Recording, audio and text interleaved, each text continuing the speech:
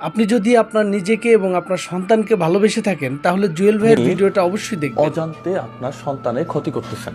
আমার বাচ্চা দুটা ঘুমায় আছে, ঠিক সাথেই এই যে ফোনটা, এই ফোনটা আপনার ওয়াইফ বা আমার ওয়াইফ বা আপনার আত্মীয় স্বজন এখানে রাখছে।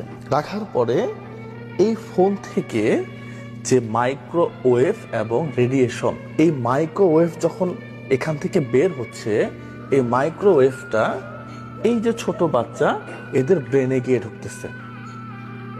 নর্মালি যাদের বয়স 20 বছরের কম, আমরা আসলে বাংলা ভাষায় যেটা বলি মাথার খুলি, মাথার খুলিটা এদের খুব নরম থাকে।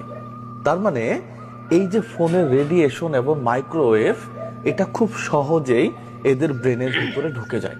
একটা সময় গিয়ে ব্রেনের ক্যান্সার পর্যন্ত হয়ে যেতে পারে এই মাইক্রোওয়েভ দ্বারা। মানসিকভাবে প্রতিবন্ধী হতে পারে, তার খাবারের অরুচি আসতে পারে। আপনি তার ব্রেনটাকে ড্যামেজ করে দিচ্ছেন এই ফোনটা দিয়ে।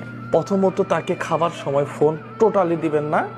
ডাক্তারের ভাষায় খাবার সময় ফোন দেখে যদি কোনো শিশু খায়, সে কি খাচ্ছে এই পুষ্টিটা তার শরীরে ঢোকে না।